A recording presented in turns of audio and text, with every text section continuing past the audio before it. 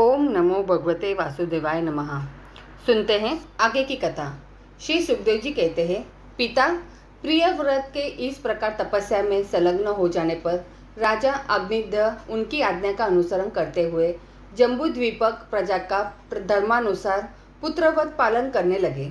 एक बार वे पितृलोक की कामना से सत्पुत्री प्राप्ति के लिए पूजा की सब सामग्री जुटाकर सुर सुंदरियों के क्रीड़ा स्थल मंदराचल की एक घाटी में गए और तपस्या में तत्पर होकर एकाग्र चित्त से प्रजापतियों के पति श्री ब्रह्मा जी की आराधना करने लगे। आदिदेव भगवान ब्रह्मा जी ने उनकी अभिलाषा जान ली, अंथा अपनी सभा की गायिका पूर्वचित नाम की अप्सरा को उनके पास भेज दिया।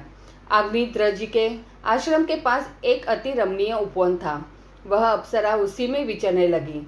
उस उपवन में तरह तरह के सघन तरोवर की शाखाओं पर स्वर्ण लताएं फैली हुई थी। उन पर बैठे हुए मयूर आदि कई प्रकार के स्थलचारी पक्षियों के जोड़े सुमधुर बोली बोल रहे थे। उनकी षड्जाति स्वर युक्त ध्वनि सुनकर सचेत हुए जल कुकुट, कारकंडव एवं कलहंस आदि जल पक्षी भांति भांति से कूजने लगते थे। इसी से वहां के कमल वन से सुशोभित निर्मल सरोवर गूंजने लगते थे। पूर्व चित्त की विलासपूर्ण शुललती गतिविधि और पाद विन्यास की शैली से पद पद पर उसके चरण पूर्णों की झनकार हो उठती थी। उसकी मनोहर ध्वनि सुनकर राजकुमार अग्निध्र ने समाधि योग द्वारा मुंदे हुए अपने कमल कली के समान सुंदर नेत्रों को कुछ कुछ खोलकर देखा तो पास ही उन्हें वह अप्सरा दिखाई दी। वह भ्रमरी के समान एक एक फूल के पास जाकर उसे सूंघती थी तथा देवता और मनुष्य के मन और नयनों को आह्लादित करने वाली अपनी विलासपूर्ण गति, क्रीड़ा चापल्य, लज्जा एवं विनय युक्त चित्तवन, सुमधुर वाणी तथा मनोहर अंगावयों से पुरुषों के हृदय में कामदेव के प्रवेश के लिए द्वार सा बना देती थी।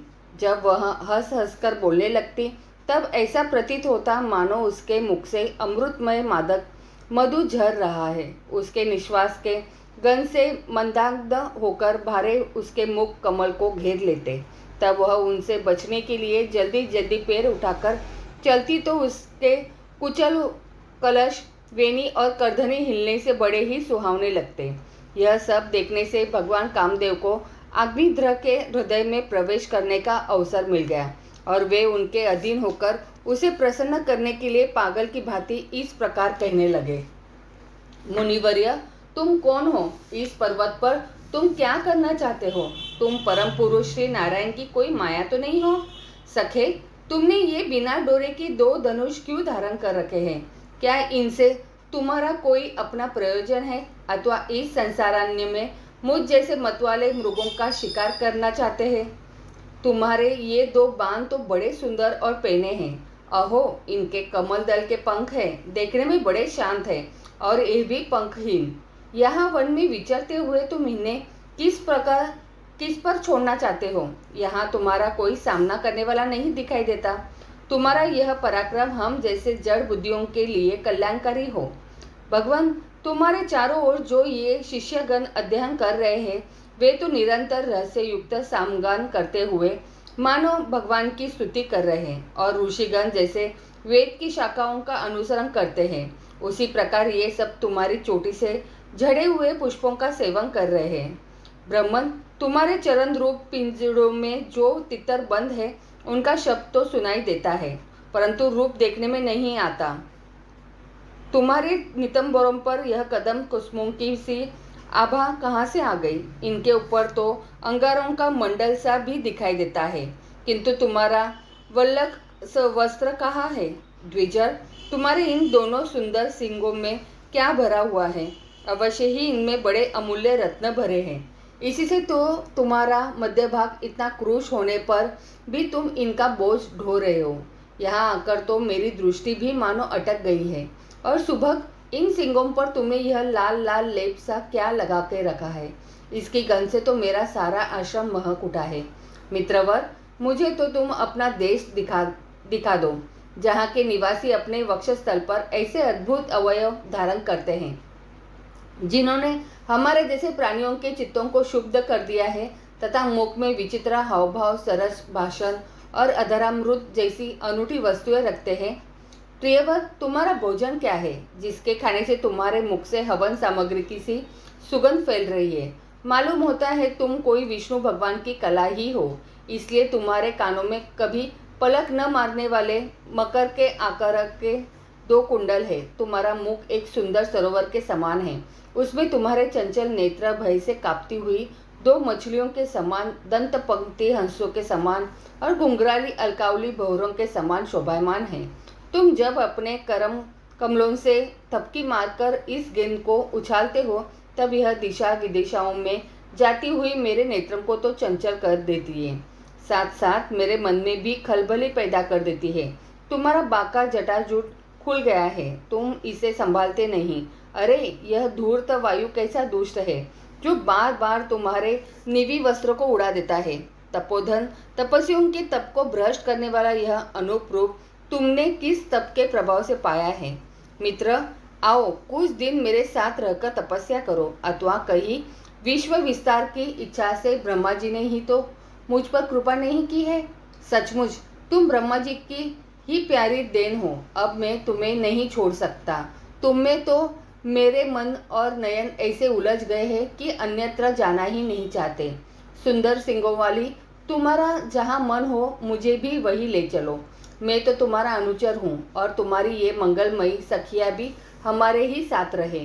श्री सुखदेव जी कहते हैं, राजन, अग्निध्र देवताओं के समान बुद्धिमान और स्त्रियों को प्रसन्न करने में बड़े कुशल थे। उन्होंने इसी प्रकार की रति चातुर्यमयी मीठी मीठी बातों से उस अप्सरा को प्रसन्न कर लिया। वीर समाज में अग्रगण्य अग्निध्र की बुद्धि, शील, रूप, अवस्था, लक्ष्मी और उदारता से आकर्षित होकर वह वन जमबुद्धि पाधिपति के साथ कई हजार वर्षों तक पृथ्वी और स्वर्ग के भोग भोगती रही। तदंतर नृप्रवर अग्निध्र ने उसके गर्भ से नाभि, किम पुरुष, हरिवर्ष, इलावृत, रम्य, हिरण्मय, कुरु, भद्राश्व और केतुमाल नाम के 9 पुत्र उत्पन्न किए। इस प्रकार 9 वर्ष में प्रतिवर्ष एक एक क्रम से 9 पुत्र उत्पन्न कर पूर्वाचित उन्हें राजभवन में ही छोड़कर फिर ब्रह्मा जी की सेवा में उपस्थित हो गई। ये अग्निध्र के पुत्र माता के अनुग्रह से स्वभाव से ही सुडौल और सबल शरीर वाले थे।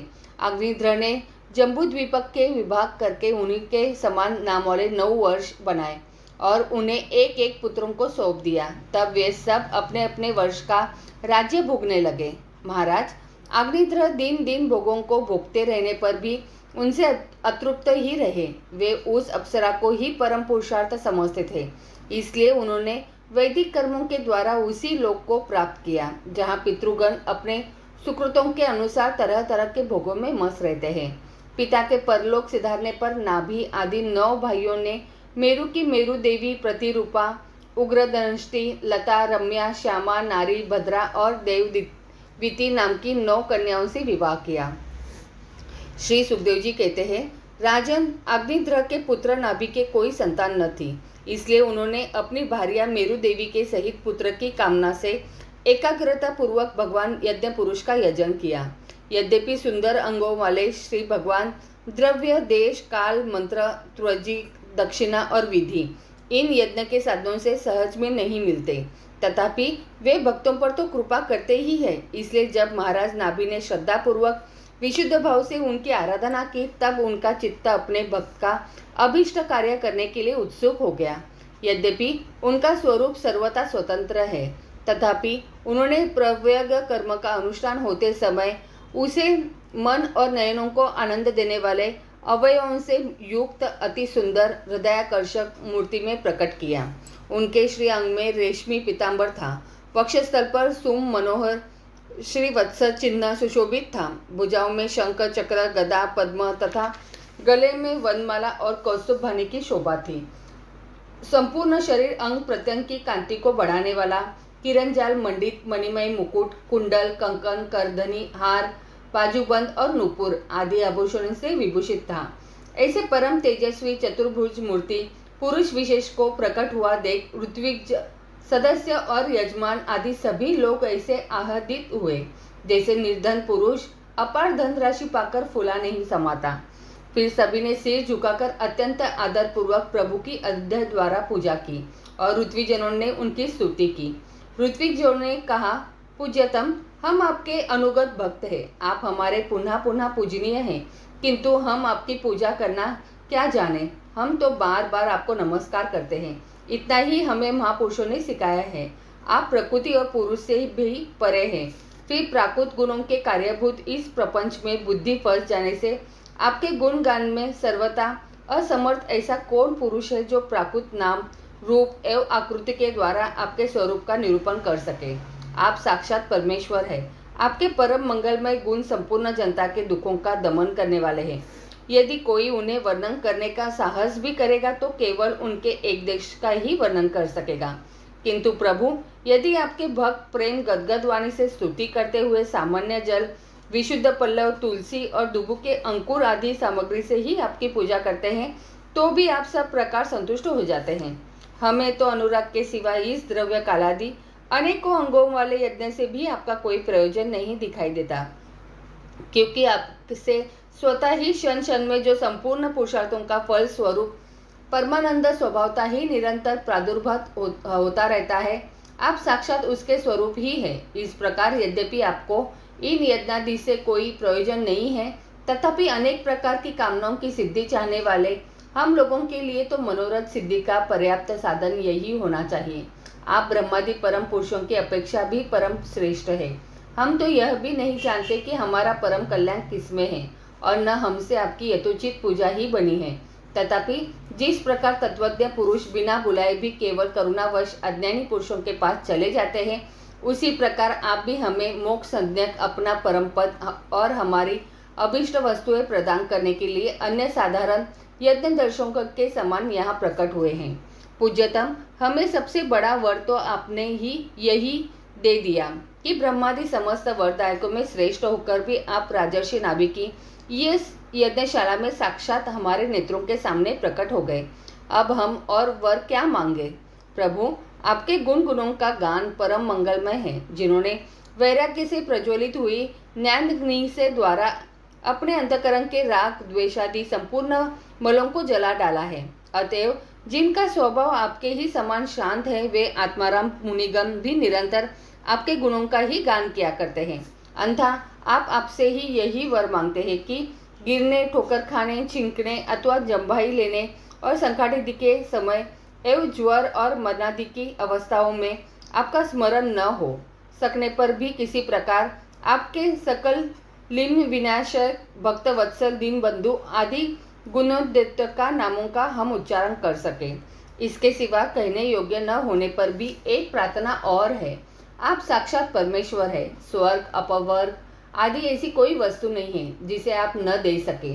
तथापि जैसे कोई कंगाल किसी धन लुटाने वाले परम उद्धार पुरुष के पास पहुंचकर भी उसे भूसा ही मांगे, उसी प्रकार हमारे यजमान ये राजर्षि नाभि संतान को ही परम पुरुषार्थ मानकर आपके ही समान पुत्र पाने के लिए आपकी आराधना कर रहे हैं। यह कोई आश्चर्य की बात नहीं है। आपकी माया का पार कोई नहीं पा सकता और न वह किसी के वश में ही आ सकती है। जिन लोगों ने महापुरुषों के चरणों का आश्रय नहीं लिया, उनमें ऐसा कौन है जो उसके वश में नहीं होता। उसकी बुद्धि पर उसका पर्दा नहीं पड़ जाता और विषय रूप विष का वेग उसके स्वभाव को दूषित नहीं कर देता। देव देव, आप भक्तों के बड़े बड़े काम कर देते हैं। हम मंदमतियों ने कामनावश इस तुच्छ कार्य के लिए आपका आवाहन किया। यह आपका अनादर ही है, किंतु आप समदर्शी है। अतः हम अज्ञानियों की इस दुष्टता को आप क्षमा करें। श्री सुखदेव जी कहते हैं, राजन, वर्षाधिपति नाभि के पूज्य ऋतुजनों ने प्रभु के चरणों की वंदना करके जब पूर्वोक्त स्तोत्र से स्तुति की, तब देव श्रेष्ठ श्री हरि ने करुणावश इस प्रकार कहा। श्री भगवान ने कहा, ऋषियों, बड़े असमझ की बात है। आप सब सत्यवादी महात्मा हैं। आपने मुझसे यह बड़ा दुर्लभ वर मांगा है कि राजर्षि नाभि के मेरे समान पुत्र हो। मुनियों, मेरे समान तो मैं ही हूँ, क्योंकि मैं अद्वितीय हूँ। तो भी ब्राह्मणों का वचन मिथ्या नहीं होना चाहिए। द्विजकुल मेरा ही तो मुख है, इसलिए मैं स्वयं ही अपनी अंश कला से अग्निनंदन नाभि के यहाँ अवतार लूँगा, क्योंकि अपने समान मुझे कोई और दिखाई नहीं देता।